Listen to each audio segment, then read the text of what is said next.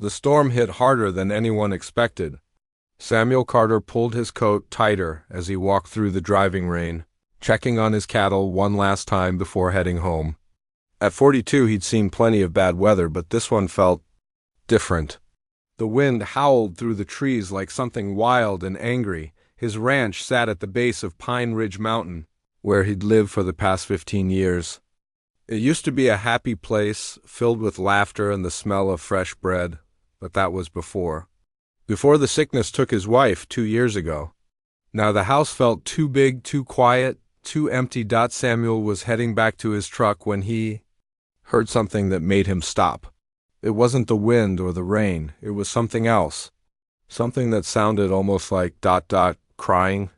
He turned toward the sound, squinting through the darkness. Lightning flashed, and for just a second he saw something near the old oak tree.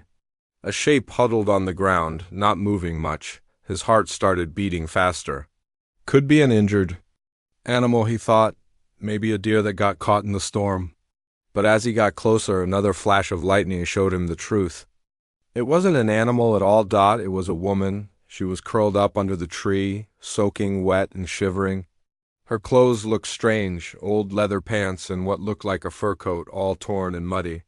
Her hair was long and wild, the color of autumn leaves, tangled with twigs and dirt.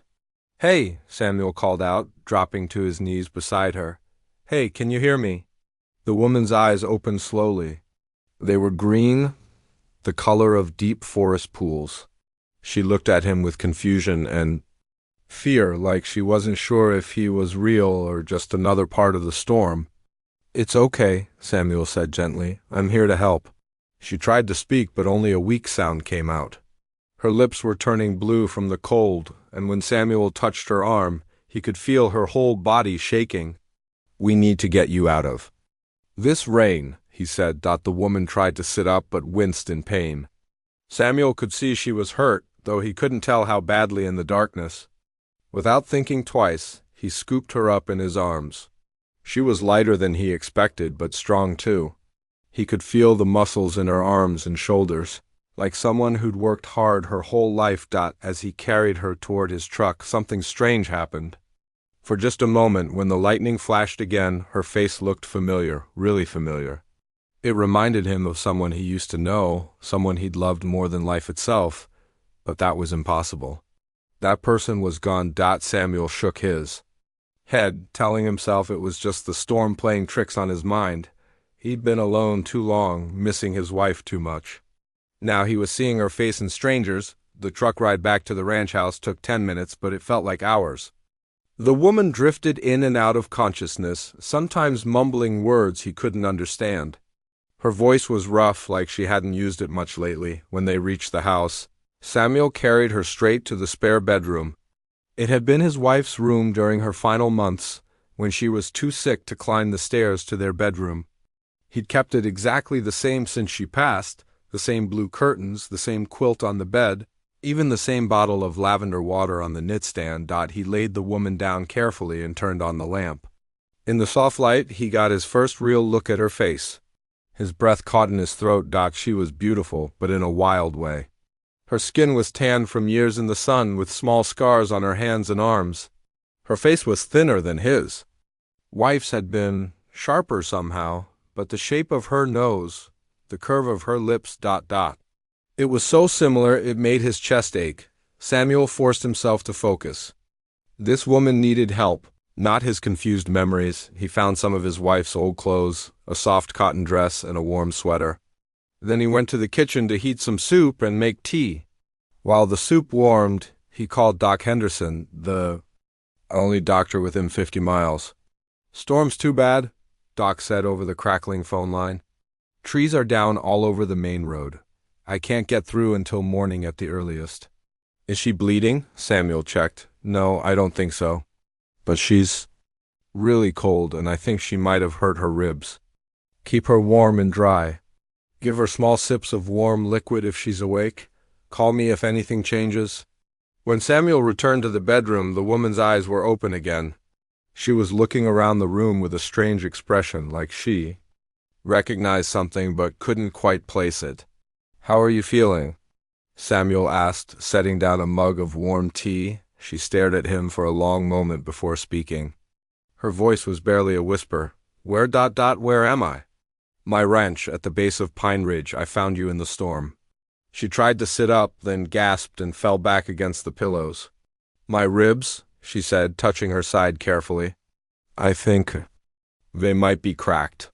The doctor can't get here until the storm passes. Samuel held out the tea. This will help warm you up.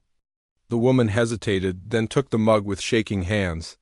She sipped the tea slowly, never taking her eyes off Samuel's face. There was something in her expression, not just wariness, but recognition, like she knew him somehow. What's your name? Samuel asked. The woman was quiet for so long he thought she might not answer. Finally, she said, Rowan. I'm Samuel. Samuel Carter. He waited, but she didn't offer a last name. How long were you out there in the storm? I don't know. Hours, maybe. Rowan's voice was getting stronger, but she still watched him like a wild animal ready to run. I was traveling, lost my way when the weather turned bad. Samuel nodded, though something about her story didn't quite fit. Her clothes, her hands, the way she moved. This wasn't someone who'd just gotten lost on a day trip. This was someone who'd been living rough for a long time, but everyone had secrets. He understood that better than most. You can stay here until you're better, Samuel said. Until the storm passes and you can figure out where you want to go. Rohan's green eyes filled with an emotion Samuel couldn't read, gratitude, maybe, or fear. Thank you, she whispered as Samuel left her to rest. He couldn't shake the feeling that bringing this woman into his home would change everything. He just didn't know if that change would heal his broken heart or break it all over again. Outside, the storm raged on, as if the mountain itself was trying to tell him something. But Samuel had stopped listening to the mountain's secrets a long time ago. Maybe that was his first mistake. 3 days passed before the storm finally moved on. During that time, Samuel learned that having Rohan in his house was like sharing space with a wild creature that might bolt at any moment. She slept fitfully, always waking at the smallest sound. When Samuel brought her meals, she would watch him enter the room, her whole body tense and ready to spring into action. She ate quickly, like someone who wasn't sure when the next meal might come. Those ribs giving you much pain? Samuel asked on the second morning, setting down a plate of scrambled eggs and toast.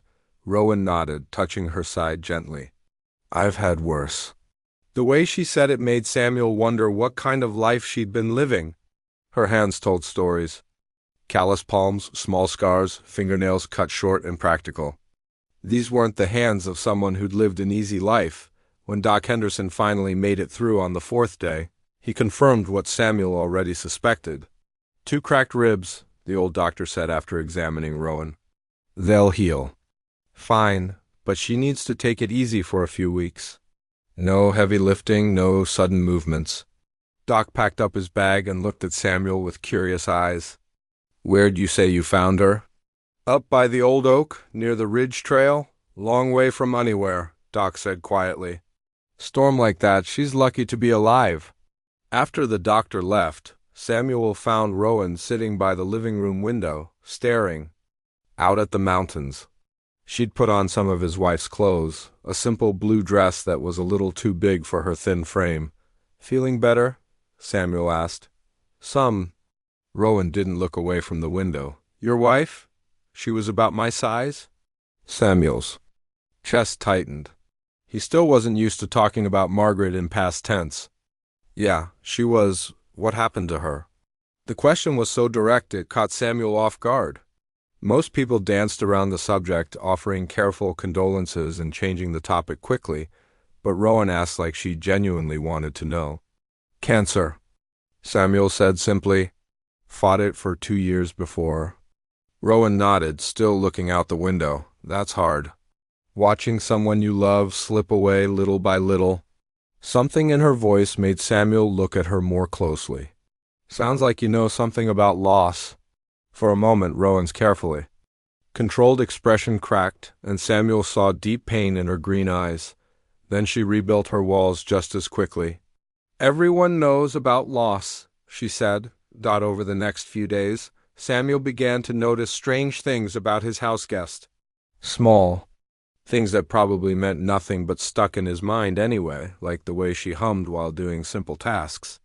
It was always the same melody, a soft, sad tune that made Samuel's heart ache because it sounded so familiar, or how she arranged the wildflowers he'd brought in from the yard. She placed them in an old mason jar on the kitchen table, turning it just so until the light hit them perfectly. It was exactly how Margaret used to do it, down to the way she fanned out the stems. Then there were the phrases. Little expressions that seemed to slip out without Rowan thinking about them. "Looks like rain coming over the ridge," she said one afternoon, and Samuel froze. Those were the exact words Margaret used to say when she saw clouds building over the mountains. Another time, Rowan was helping Samuel fold laundry despite his protest that she should be resting. She held up one of his work shirts and said, "This one's seen better days, hasn't it?" with a little laugh that sounded so much like Margaret's that Samuel had to leave the room. The similarities were small, probably meaningless, but they added up, creating a feeling of familiarity that Samuel couldn't shake. One evening, about a week after the storm, Samuel was making dinner when he heard Rowan in the living room. She was humming again, that same haunting melody. This time, though, she was humming loud enough for him to make out the tune clearly. It was "Amazing Grace," the song Margaret used to sing while cooking Sunday dinner. Samuel's hands stopped moving.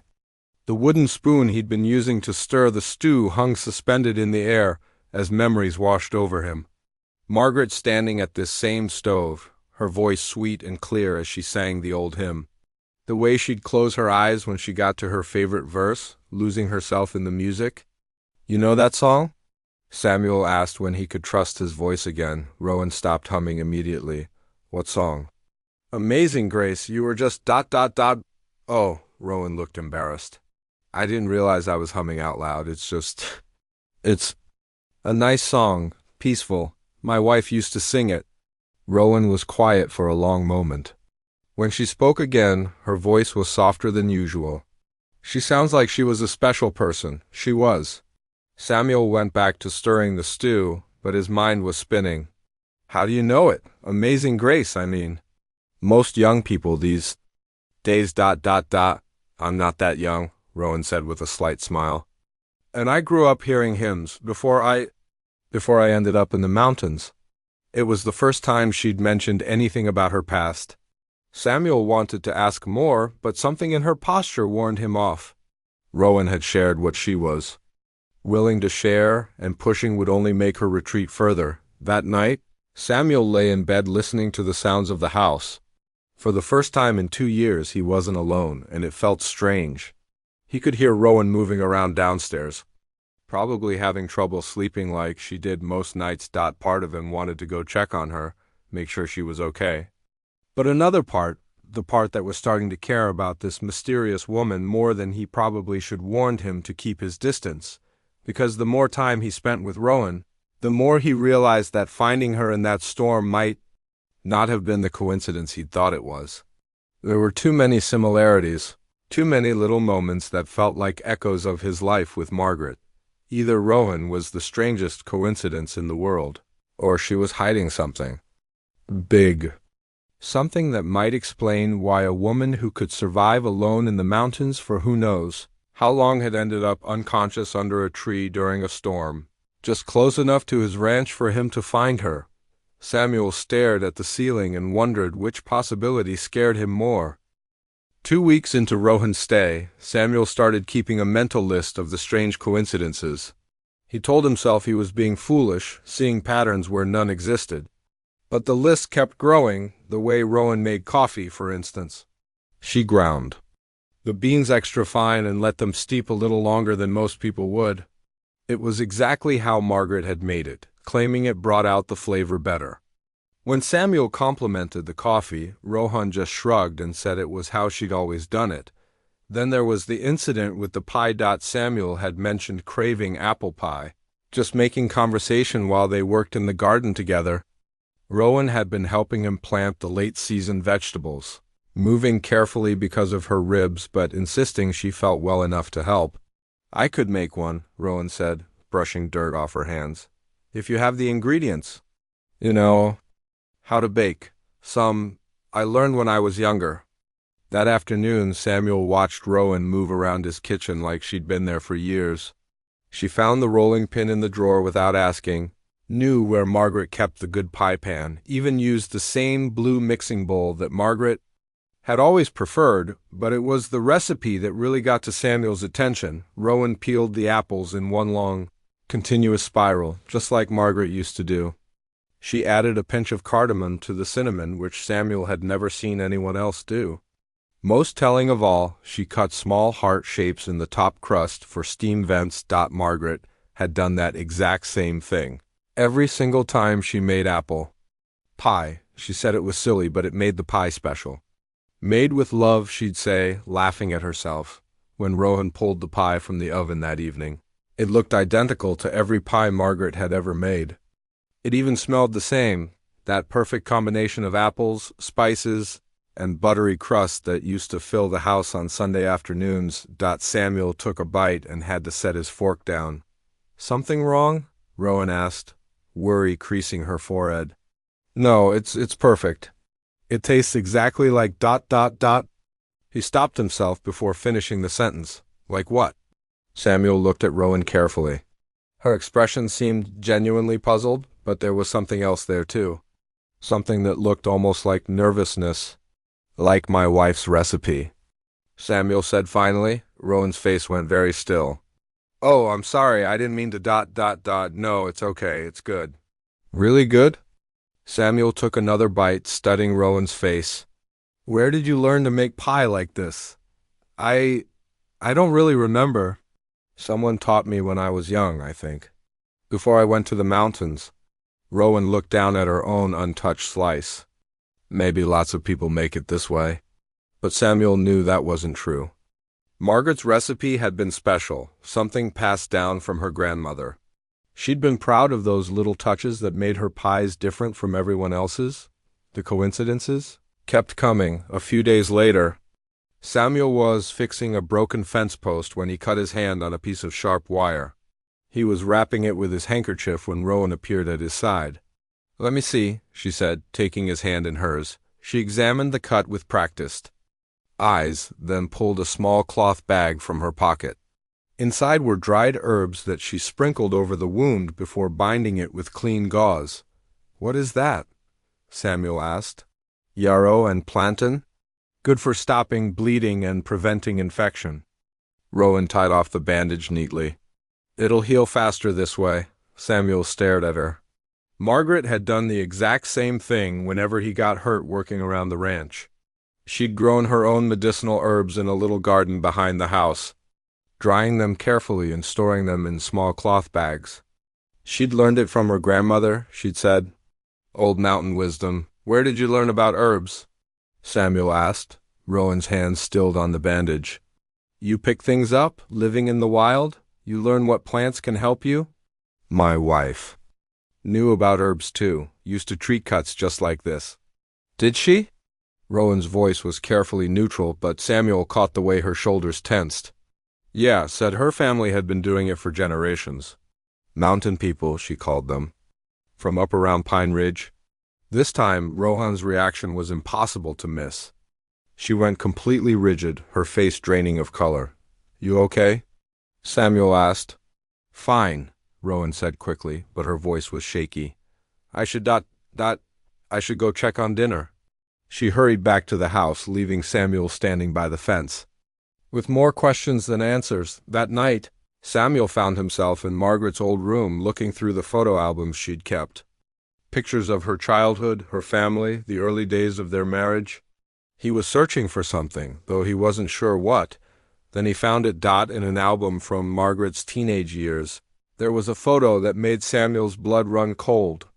It showed Margaret at about 16, standing with her arm around another girl who looked to be a few years younger. The younger girl had wild auburn hair and green eyes, and even though her face was rounder with youth, the resemblance to Rowan was unmistakable. Samuel flipped the photo over. In Margaret's careful handwriting it said, Me and Rose, summer 1995. My baby sister. Samuel sat heavily on the bed, his mind racing. Margaret had mentioned a sister occasionally, always with sadness in her voice. Rose had disappeared when she was young, Margaret had said. Run off after some kind of family trouble. Margaret had never talked about the details, and Samuel had never pushed, but looking at this photo, Samuel knew with absolute certainty that the woman sleeping downstairs wasn't just some stranger who'd gotten lost in a storm. Rowan was Rose, Margaret's missing sister. The question was, did she know who he was? Had she known all along? Samuel thought about all the little similarities, all the familiar habits and phrases. Things that would make perfect sense if Rowan had grown up in the same house as Margaret, learning the same recipes and remedies from the same grandmother. But why was she here? And why was she pretending not to know him? Samuel stared at the photo until his eyes burned, trying to figure out whether he was dealing with an incredible coincidence or an elaborate deception. Either way, his quiet life had just become a lot more complicated. Downstairs, he could hear Rowan moving around, probably making her nightly tea. Soon she'd settle by the fireplace where she always slept. Claiming the couch was more comfortable than the bedroom, Samuel had thought she was just being polite, not wanting to impose by using Margaret's room. Now he wondered if there was another reason entirely. Maybe sleeping in her dead sister's bed was too painful, even for someone who was pretending they'd never met. Tomorrow, Samuel decided, he was going to get some answers. Even if it meant risking the fragile peace they'd built over the past few weeks. Because living with questions was driving him crazy, and he had a feeling that Rowan's secrets were bigger and more painful than he'd imagined. The second storm hit on a Tuesday night in late October, 3 weeks after Samuel had found Rowan. This one was even worse than the first. The kind of blizzard that could trap people for days. Samuel had spent the day preparing, bringing in extra firewood and checking that they had enough food and water. Rowan helped without being asked, moving around the house with an efficiency that spoke of experience with bad weather. By evening, the wind was howling like a living thing, and snow was piling up against the windows. The power went out just after dinner, leaving them with only the fireplace and a few oil lamps for light. Samuel had been planning to confront Rowan about the photo, about his suspicions, but sitting in the flickering lamplight, watching her face, in the dancing shadows, he found his courage slipping away. What if he was wrong? What if seeing Margaret's sister in every stranger was just his grief playing tricks on him? Storm's getting worse, Rowan said, pulling a blanket tighter around her shoulders. Yeah, could be a few days before we see the sun again. They sat in comfortable silence for a while, listening to the wind. It was Rowan who finally spoke, her voice so quiet Samuel almost missed it over the storm. You've been wanting to ask me something. Samuel looked at her in surprise. What makes you say that? The way you've been looking at me, like you're trying to solve a puzzle. Rowan's green eyes reflected the firelight. Go ahead, ask. Samuel's heart started beating faster. This was his chance, but he wasn't sure how to begin. The herbs, he said finally. The way you make coffee. The pie recipe. They're all exactly like my wife's? Rowan didn't respond, but Samuel saw her hands tighten on the blanket. And then there's the humming, the way you arrange flowers, little expressions you use, ... double quote. Samuel leaned forward. Either you're the biggest coincidence in the world, or there's something you're not telling me. The wind rattled the windows, filling the silence between them. Rowan stared into the fire for a long time before speaking. What was your wife's name? She asked. Margaret. Margaret Riley before we married. Rowan's breath caught, just slightly, but Samuel heard it. Margaret Riley from Pine Ridge, Samuel continued, watching Rowan's face carefully. She had a sister named Rose who disappeared when she was young. Margaret never got over losing her. Single tear rolled down Rowan's cheek, catching the firelight as it fell. She talked about me? The question was so soft, so full of pain, that Samuel's chest ached hearing it. Every year on your birthday, Samuel said gently, she'd make a cake and put it on the porch, hoping you might come home. She never stopped believing you were alive somewhere. Rowan buried her face in her hands, her shoulders shaking with silent sobs. Samuel wanted to go to her to offer comfort, but something held him back. This was her moment to grieve, to let out years of held-back pain. When she finally looked up, her eyes were red but determined. "My name is Rose," she said. "Rose Riley. Margaret was my sister." Even though Samuel had suspected it, hearing her say it out loud hit him like a physical blow. All this time, he'd been living with Margaret's lost sister, the one person Margaret had missed most in the world. "Why didn't you tell me?" Samuel asked. "When you realized who I was, why didn't you say anything?" Rose wiped her eyes with the back of her hand. "Because I didn't deserve to. Because I let her die thinking I was already dead. She didn't think you were dead. She thought you were lost." "Same thing." Rose's voice was bitter. "I might as well have been dead for all the good I did her." Samuel moved closer, sitting on the edge of the coffee table so he could see her face clearly. "Tell me what happened. Why did you leave?" Rose was quiet for so long that Samuel thought she might not answer. When she finally spoke, her voice was flat, emotionless, like she was reciting facts instead of reliving memories. "I was 17. Margaret was 20. Our parents were fighting again. They did that a lot toward the end. Dad had been drinking. Mom was crying and I just I couldn't stand it anymore. So I went for a walk to clear my head." Rose paused, staring into the fire as if she could see the past in the flames. "I was gone for maybe an hour. When I came back, the house was on fire." Samuel's breath caught. Margaret had never told him how her parents died, only that it had been sudden and tragic. "I saw the flames from the ridge," Rose continued. "By the time I got there, the whole place was burning. Margaret was standing in the yard, screaming for me. She thought I was inside, but you weren't." "No, but I should have been. If I hadn't run off like a child, if I'd stayed to help with the fighting instead of hiding. Boquoz's voice broke. "Maybe I could have smelled the smoke sooner. Maybe I could have woken them up." Samuel felt his heart breaking for this woman who carried such guilt for so many years. "Rose, it wasn't your fault. House fires happen. Old wiring, faulty heating. You don't understand." Rose looked at him with eyes full of old pain. "I had been in the basement earlier that day looking for Christmas decorations. I knocked over a lamp, but it seemed fine when I picked it up. I never thought." "You were 17, Samuel said firmly. "Even if the lamp caused the fire, and you don't know that it did, you were just a kid. Accidents happen. Tell that to Margaret. Tell that to our parents." Rose stood up abruptly, pacing to the window where she stood with her back to Samuel. "After the funeral, Margaret tried so hard to take care of me. But every time she looked at me, I could see the questions in her eyes. Where had I been? Why wasn't I there?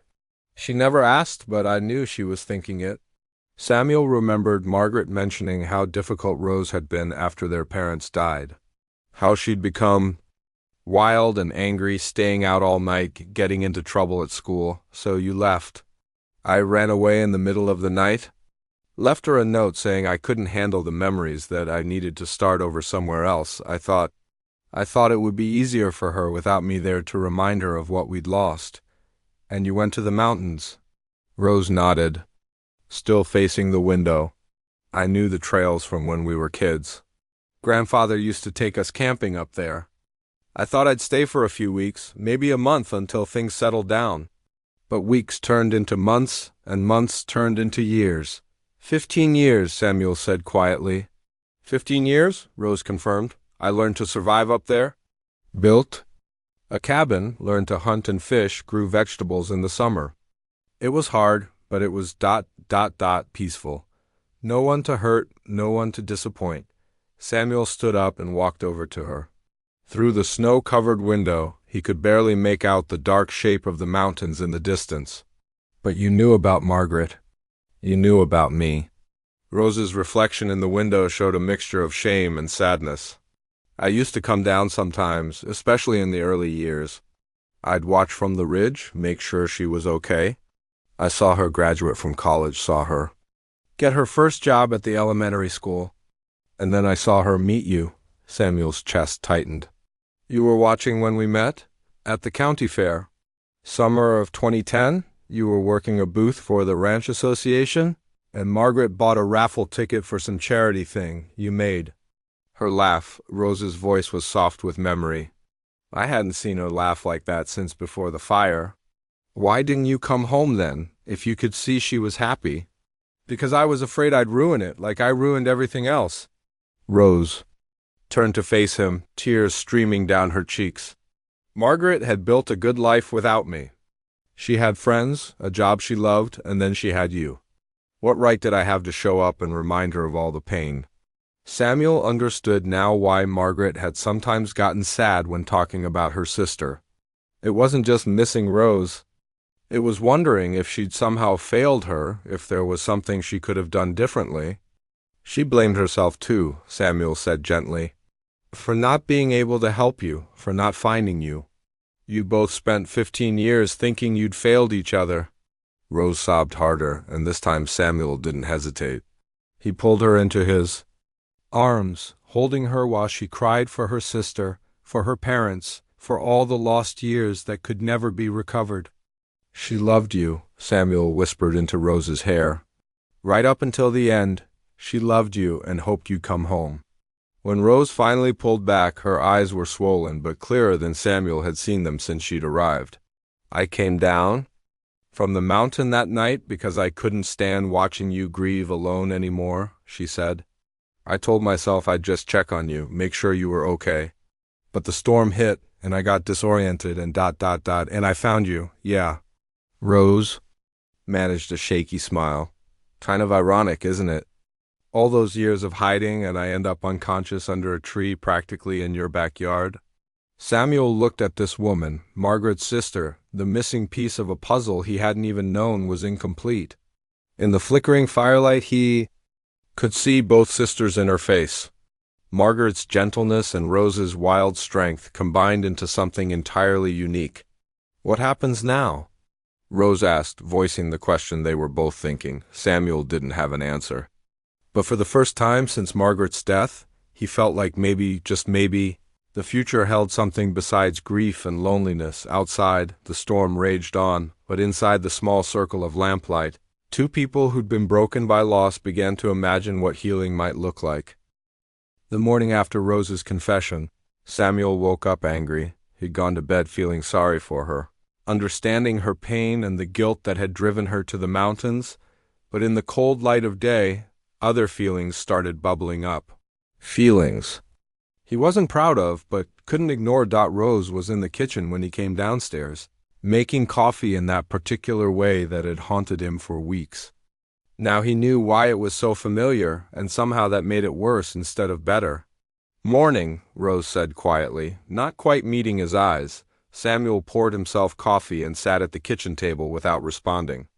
Rose had lied to him for 3 weeks, not just by omission, but actively deceived him.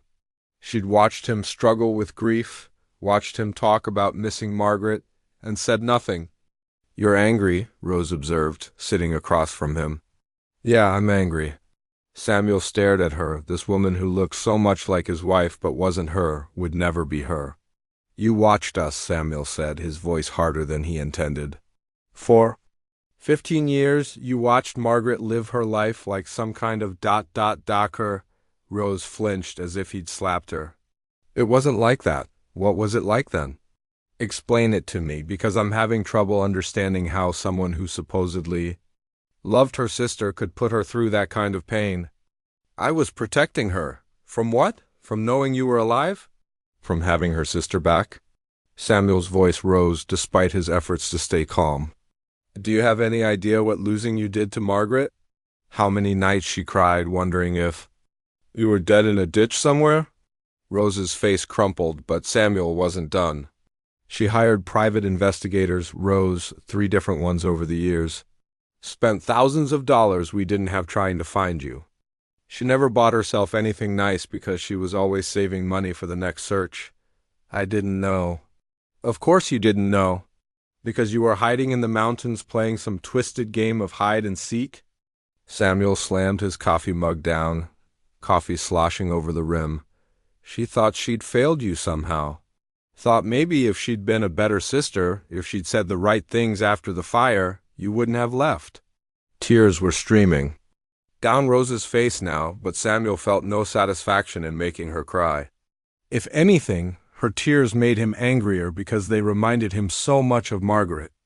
And then, Samuel continued, his voice quieter but no less intense, when she got sick she used to talk about you.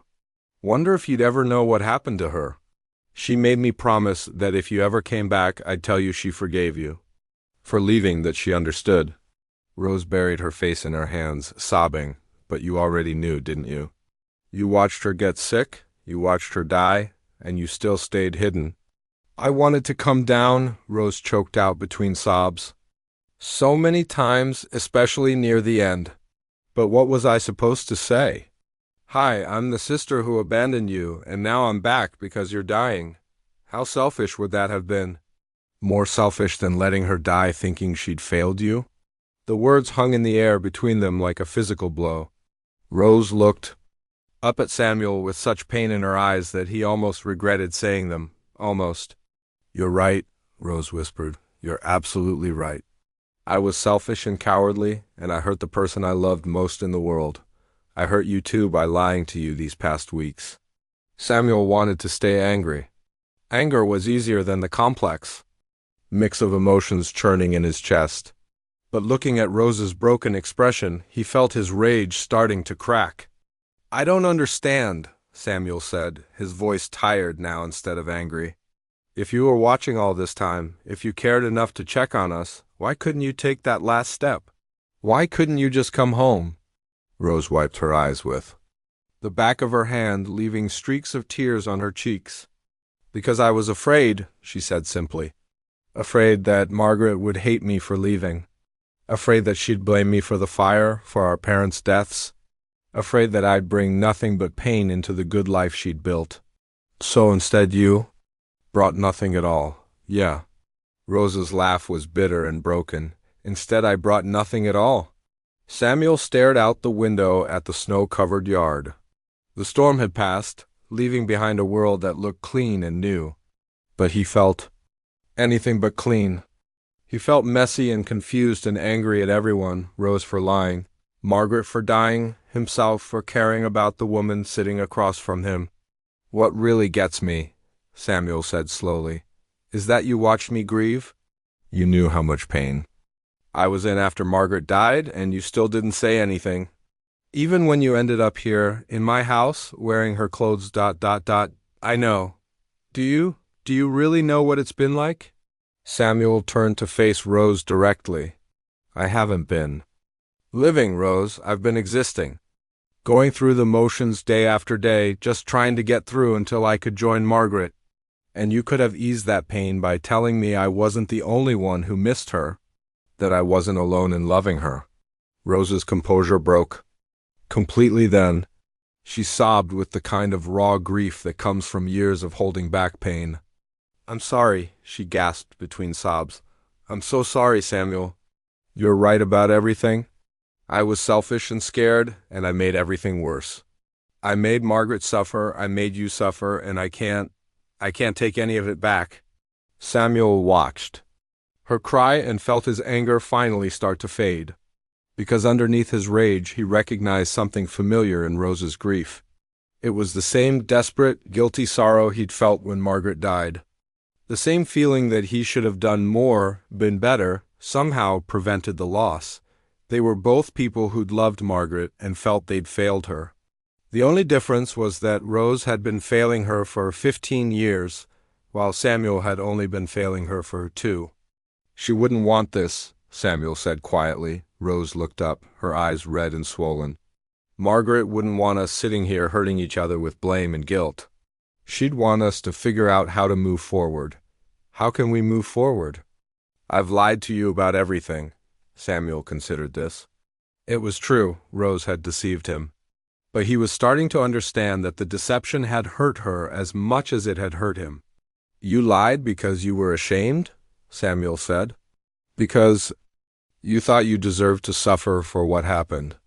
But suffering doesn't bring people back, Rose. It doesn't fix anything. Rose nodded, wiping her nose with a napkin. Margaret used to say that too.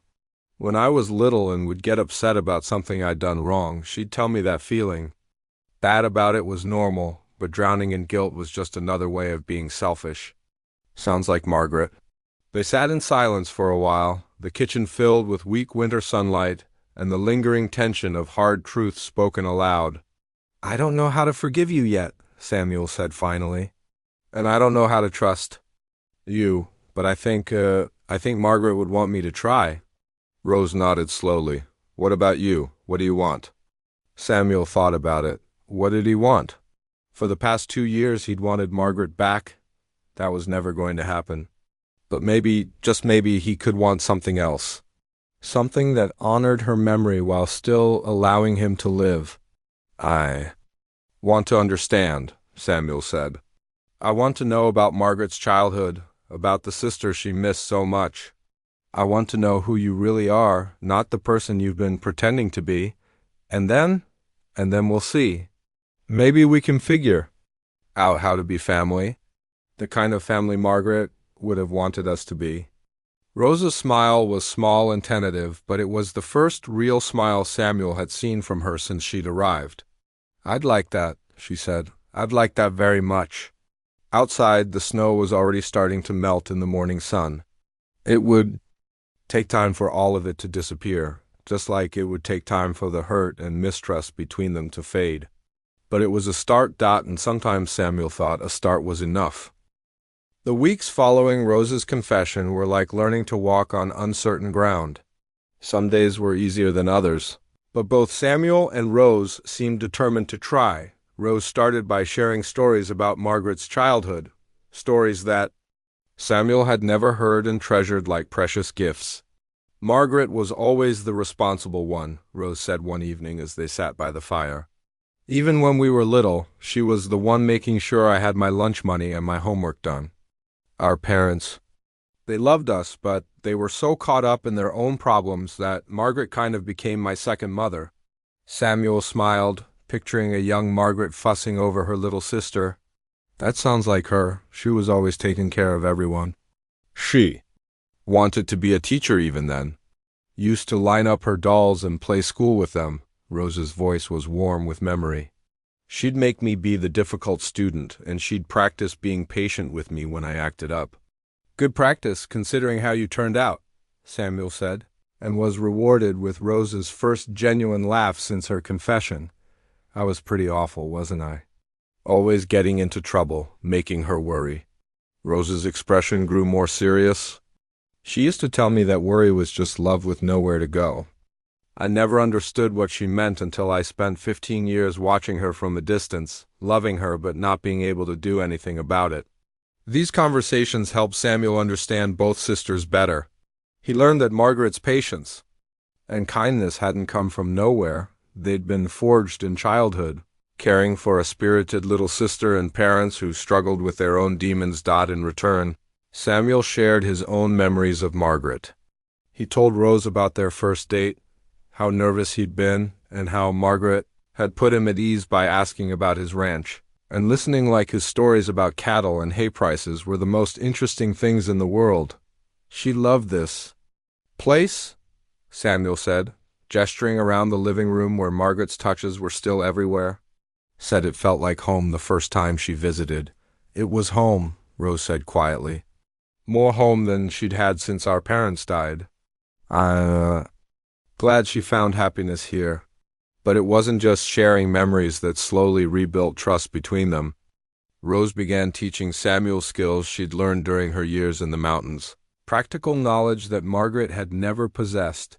She showed him how to read weather patterns in the clouds, how to find edible plants in the forest, how to track animals by their prints in the snow.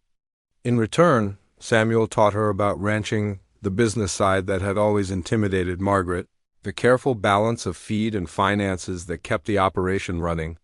"You're good at this," Samuel said one afternoon, watching Rose calculate feed costs with surprising accuracy.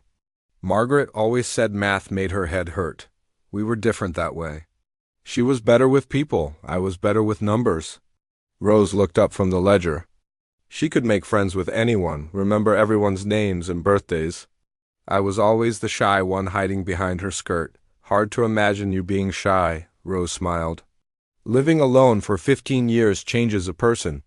You either get comfortable with yourself or you go crazy. Luckily, I chose comfortable. As winter deepened, they fell into a routine that felt surprisingly natural. Rose would wake early and start coffee while Samuel fed the animals. They'd eat breakfast together, plan the day's work, then tackle projects around the ranch. Evenings were spent by the fire, talking or reading or just enjoying the comfortable silence. It should have been perfect, but Samuel found himself struggling with feelings he didn't want to examine too closely. Rose wasn't Margaret.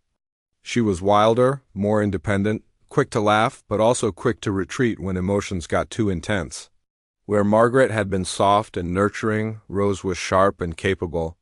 Where Margaret had needed taking care of, Rose could take care of herself, and Samuel was starting to care about her in a way. That had nothing to do with her resemblance to her sister. The realization hit him one evening in early December.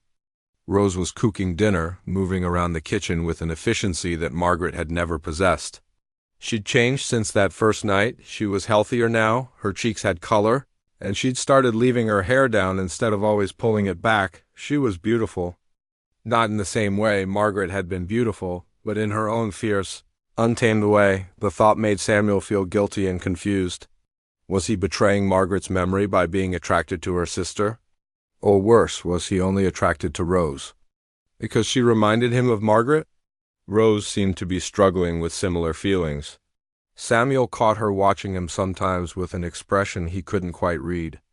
When their hands accidentally touched passing dishes at dinner, she'd pull away like she'd been burned.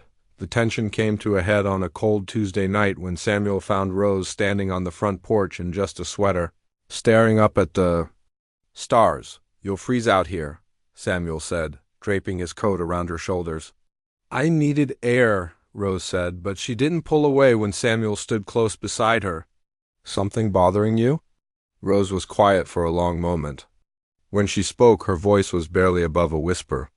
"I feel like I'm living Margaret's life. Wearing her clothes, sleeping in her house, cooking in her kitchen. Sometimes I catch myself thinking thoughts that feel more like hers than mine." Samuel understood. Sometimes when he looked at Rose, he forgot for a moment that Margaret was gone. It was comforting and painful at the same time. "You're not living her life," Samuel said. "You're living your own life, here in the place where she was happy. There's a difference.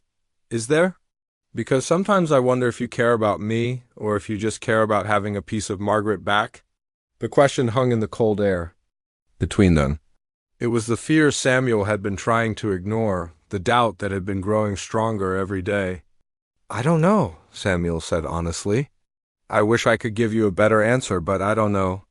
All I know is that when I thought about you leaving, it hurt. Not because you look like Margaret, but because you're you. Because you're strong. And funny, and you make the best coffee I've ever tasted." Rose turned to look at him, her green eyes reflecting the porch light. "I think about leaving every day," she said. "Not because I don't want to be here, but because I'm scared of wanting it too much. I'm scared of falling in love with a life that isn't really mine." "It could be yours," Samuel said, the words coming out before he could stop them, "if you wanted it to be." They stood there looking at each other, both afraid to move forward, but equally afraid to step back. The air between them felt charged with possibility and danger. Finally, Rose reached up and touched Samuel's cheek with her cold fingers.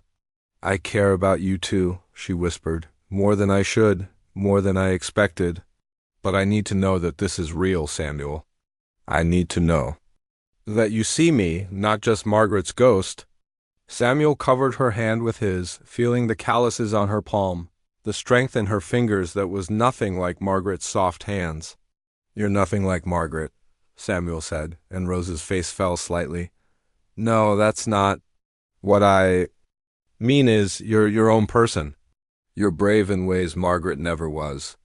You're independent and strong, and you've survived things that would have broken other people. I see you, Rose. I see exactly who you are." Rose's smile was tremulous but real. "And who am I?" You're the woman who's been taking care of everyone else's feelings for so long that you've forgotten to take care of your own. You're the person who taught me that surviving isn't the same as living. Samuel paused, knowing that what he said next would change everything between them. You're the person I'm falling in love with. Rose's breath caught, and for a moment Samuel thought she might run. Instead, she stood on her toes and kissed him, soft and hesitant at first. Then with growing certainty, when they broke apart, both of them were breathing hard. This is complicated, Rose said. Yeah, it is. Margaret ... would want us to be happy, Samuel finished. Both of us. She'd want us to take care of each other. Rose nodded slowly, and Samuel could see her making a decision, choosing to trust. Impossibility instead of fear. Okay, she said. Let's see what happens. As they went back inside together, Samuel felt something shift in his chest. For the first time since Margaret's death, the future didn't look like an endless stretch of lonely days. It looked like something worth building, something worth fighting for, and maybe, just maybe, it looked like love. Spring came early that year, melting the snow and filling the valley with the sound of running water. As the world outside began to wake up from winter's sleep, Rose started pulling away from Samuel. It wasn't obvious at first. She still helped. With the ranch work, still shared meals and evening conversations by the fire. But Samuel could feel her retreating, building walls between them that hadn't been there during the cold months. She stopped touching him. Casually, no more hands brushing.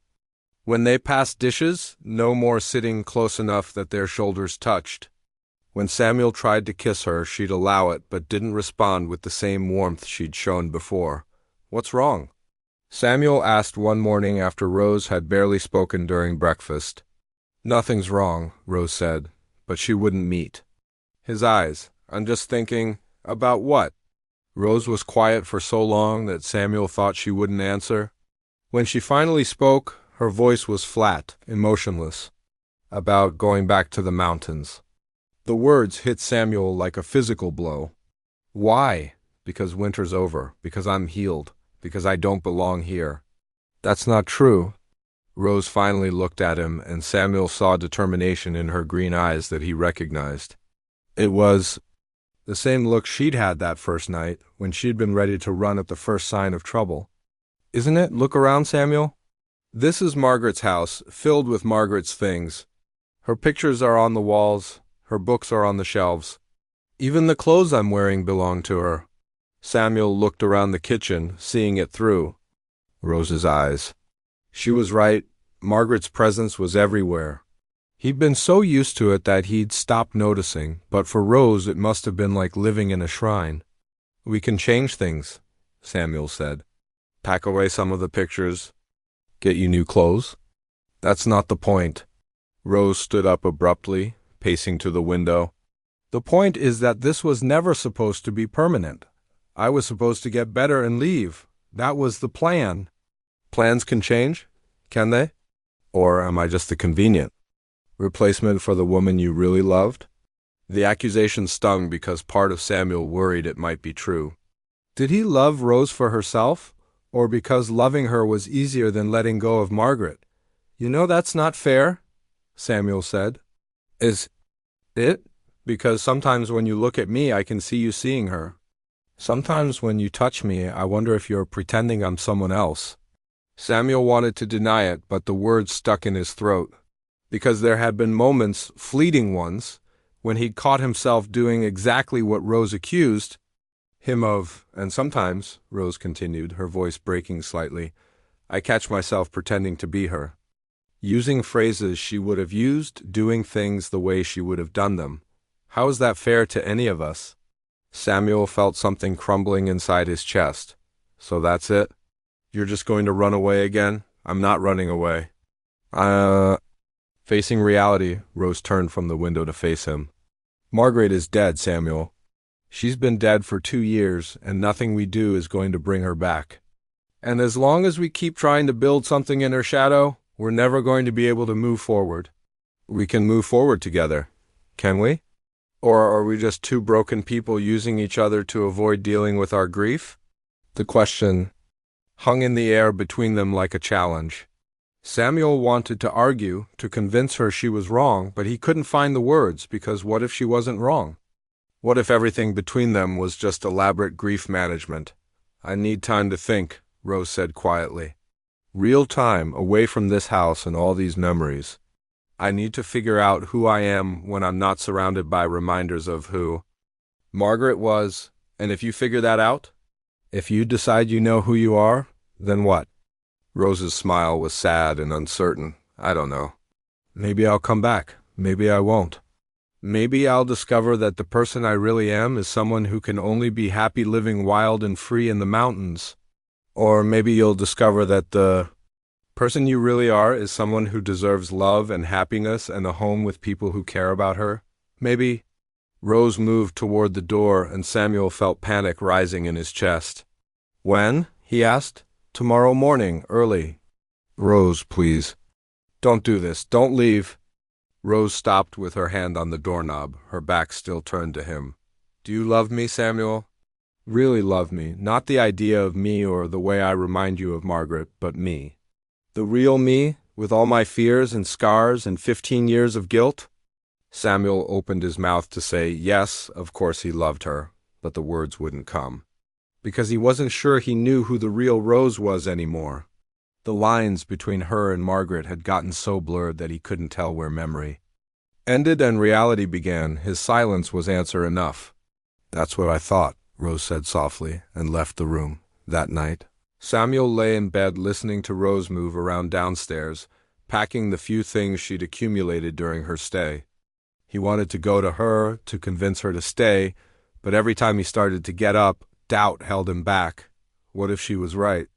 What if everything between them was just a way of avoiding the truth about Margaret's death? What if he was being unfair to Rose by expecting her to fill a space that belonged to someone else? Samuel had thought he was healing, but maybe he'd just been postponing the real work of grief. Maybe Rose leaving was exactly what they both needed, even if it felt like it was going to kill him. The next morning, Samuel woke to the sound of the front door closing quietly. He rushed to the window and saw Rose walking toward the mountains, carrying a small backpack and wearing the same worn leather and furs she'd had on the night he found her. She looked back once, and even from a distance, Samuel could see the tears on her face. But she didn't turn around. Samuel watched until she disappeared into the tree line, then sat heavily on the edge of his bed. The house felt empty in a way it hadn't since Margaret died, not just quiet, but hollow. For the next few days, Samuel wandered through the house like a ghost. Everything reminded him of Rose now instead of Margaret. The coffee she'd made, the books she'd read, the spot by the fireplace where she'd like to sit. He found himself checking the ridge every morning, hoping to catch a glimpse of smoke from her cabin or some other sign that she was okay. But the mountains kept their secrets just like they always had. A week after Rose left, Samuel was cleaning out the spare bedroom when he found something tucked under the pillow. It was a letter written in Rose's careful handwriting. Samuel, it began, by the time you read this, I'll be gone. I want you to know that leaving is the hardest thing I've ever done, but I think it's the right thing. For both of us. You asked me if I love you, and I do, more than I ever thought possible. But I also love Margaret, and I love the memory of what you two had together. I won't be the reason that memory gets tainted or forgotten. You deserve to grieve properly, without feeling guilty about moving on. And I deserve to figure out who I am without trying to live up to the ghost of my perfect sister. Maybe someday we'll find our way back to each other. Maybe we'll discover that what we felt was real enough to survive some time apart. But right now, I need to be brave enough to let you go. Take care of yourself, Samuel. Margaret would want you to be happy, but you have to choose happiness for yourself, not just accept it because it's convenient or familiar. All my love. Rose. Samuel read the letter 3 times, feeling his heart break a little more with each reading. Because even in leaving, Rose was taking care of him, making the hard choice that he'd been too scared to make himself. She was right, he realized. They'd both been using each other to avoid dealing with their grief. But maybe if they could both learn to be whole on their own, there might be something real waiting for them on the other side. Samuel folded the letter carefully and put it in his desk drawer. Then he went outside to start the hard work of learning how to live again, not as Margaret's widower or Rose's almost lover, but as himself. It was the most difficult thing he'd ever done. But for the first time in 2 years, it also felt like the most honest. 3 months passed before Samuel saw Rose again. He'd spent those months doing exactly what she'd suggested, learning to live as himself instead of as half of a broken pair. It was harder than he'd expected, but also strangely freeing. Samuel started by changing the house. Not erasing Margaret's memory, but making space for new memories alongside the old ones. He packed away some of the photos and rearranged the furniture. He bought new curtains for the kitchen and painted the spare bedroom a warm yellow instead of the blue it had been. He also started taking better care of himself. Regular meals, exercise, even the occasional trip to town for dinner with friends. Slowly, Samuel began to remember who he'd been before grief had consumed him. The ranch thrived too. Without the weight of constant sadness, Samuel found energy for projects he'd been putting off for years. He fixed fences, upgraded equipment, and even started raising sheep alongside the cattle, something he'd always wanted to try. But despite all the positive changes, Samuel still found himself scanning the mountain ridge every morning, hoping for some sign of Rose. Then, on a warm day in late June, he saw smoke. It was just a thin wisp rising from the forest, barely visible against the blue sky. But Samuel's heart started racing because he knew exactly where it was coming from. The same spot where Rose had built her cabin 15 years ago. Samuel told himself to leave it alone. Rose had made her choice, and he needed to respect it. But as the days passed and the smoke continued to rise each morning, Samuel found it harder and harder to stay away. Finally, on a Saturday morning, he made a decision. He packed a small bag with food and supplies, left a note in case anyone came looking for him, and headed up the mountain trail. The hike took most of the day. Samuel had to stop frequently to check Rose's old directions, and more than once he wondered if he was making a huge mistake. But something inside him needed to see her, needed to know she was okay. Rose's cabin was exactly what Samuel had expected, small, well-built, and perfectly positioned to overlook the valley below. Smoke was rising from the chimney, and a small vegetable garden grew beside the front door. Samuel stood at the edge of the clearing for a long time, suddenly nervous about what he'd say when Rose saw him.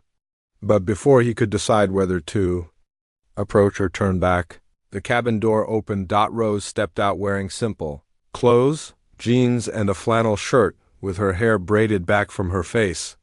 She looked healthy and strong, but also thinner than she'd been at the ranch, like someone who'd been living on wild food and physical labor. She saw Samuel immediately and froze. For a moment, neither of them moved. Then Rose's face broke into a smile so bright it made Samuel's chest ache. "Samuel," she said, walking toward him with careful steps. "What are you doing here? I saw your smoke. Wanted to make sure you were okay." Rose stopped a few feet away from him, close enough that Samuel could see the golden flecks in her green eyes. "I'm okay," she said. "More than okay, actually. I'm good." Samuel could see that she was telling the truth. There was a peace in Rose's face that hadn't been there at the ranch, a sense of someone who'd found their center. "You look good," Samuel said, happy. "I am. It took a while, but I finally figured out who I am when I'm not trying to be someone else." "And who's that?" Rose's smile was soft and self-assured. "Someone who can live in the mountains but doesn't have to hide there. Someone who can love Margaret's memory without being crushed by it. Someone who can love you without feeling guilty about it." Samuel's heart started beating faster. "Rose ... double quotes. Let me finish," Rose said, holding up a hand.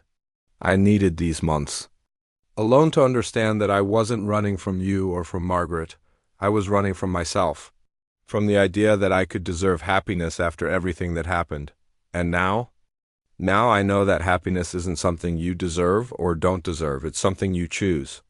And I choose to be happy, even if that means taking risks." Samuel took a step closer. "What kind of risks?" "The risk of loving someone who might not love me back the same way. The risk of building a life that's different from what I planned. The risk of believing that two broken people can heal each other without losing themselves. Samuel felt tears prick his eyes. I do love you back, Rose. I spent 3 months figuring out the difference between loving you and loving the idea of you. You're not Margaret, and you're not a replacement for Margaret. You're Rose, and you single quotes read ... What? You're the bravest person I've ever met. You're strong and independent, and you make me want to be better than I am. You're the person who taught me that surviving isn't enough, that I have to choose to really live. Rose's eyes filled with tears. I love you too, Samuel. Not because you remind me of the life Margaret had, but because you showed me what my own life could look like if I was brave enough to reach for it. They came together then, kissing with the desperate relief of two people who'd found their way back to each other. When they broke apart, both of them were crying and laughing at the same time. So what now? Samuel asked, holding Rose's face in his hands. Now we figure it out together. I don't want to live in Margaret's shadow anymore, but I don't want to pretend she never existed either. She was part of both of our lives, and she always will be. Samuel nodded. What are you thinking? Rose looked around at her mountain home, then back at Samuel. I'm thinking we build something new. Not at the ranch where everything reminds us of the past, but not up here where I've been hiding either. Somewhere in between. Like what? Rose's eyes lit up with excitement. I've been thinking about this for months. What if we expanded your operation? Use some of the higher pastures for rotational grazing? I could guide hunting and fishing trips, teach wilderness survival courses. We could build a business that combines your ranching knowledge with my mountain skills. Samuel felt his own excitement building. It was exactly the kind of challenge he'd been craving, something that would honor both of their strengths without requiring either of them to sacrifice who they were. We'd need to build a new house, Samuel said. Somewhere that belongs to both of us. I know the perfect spot. There's a meadow about halfway between here and the ranch with a view of both the mountains and the valley. We could build something small and sustainable with solar panels and a garden, and a workshop for you to work on your projects, and a big kitchen where we can cook together. Samuel pulled Rose close again, marveling at how natural this felt. Not like trying to recreate something that was lost, but like creating something entirely new. There's something else, Rose said, looking suddenly nervous. What? I want to visit Margaret's grave. I couldn't face it before, but I think I'm ready now. I want to tell her about us, about our plans. I want to ask for her blessing. Samuel's throat tightened with emotion. She'd give it, she'd be so happy that we found each other. I hope so. That evening they sat outside Rose's cabin, watching the sun set over the valley below. Samuel could see his ranch in the distance, looking small and peaceful in the fading light. Are you sure about this? Samuel asked. Leaving the mountains, building a life with me? It's a big change. Rose leaned against his shoulder, solid and warm and real. I've spent 15 years being afraid of change, afraid of taking risks, afraid of hurting people I love. I'm tired of being afraid. What if we mess it up? What if we're not ready for this? Then we'll figure it out as we go. That's what people do, right? They make mistakes and learn from them and keep trying. Samuel smiled, remembering Margaret saying something similar during their early days together. But this time the memory didn't hurt. It felt like a gift, a reminder that love was always worth the risk. Okay, Samuel said. Let's do it. Let's build something beautiful together. Rose turned to kiss him, and Samuel tasted salt on her lips. Tears of joy mixed with tears of release. In the distance, the lights of the valley twinkled like stars, and Samuel felt like he was seeing the world clearly for the first time in years. They had a lot of work ahead of them, practical challenges and emotional obstacles to overcome. But they also had something precious, a love built on truth instead of illusion, on choice instead of convenience, on hope instead of fear. It wasn't the life Samuel had planned, and it wasn't the life Rose had expected. But it was their life, created together with intention and courage. And that, Samuel thought, was more than most people ever got as the last light faded from the sky. Samuel and Rose began making plans for a future that honored the past without being trapped by it. A future that belonged entirely to them.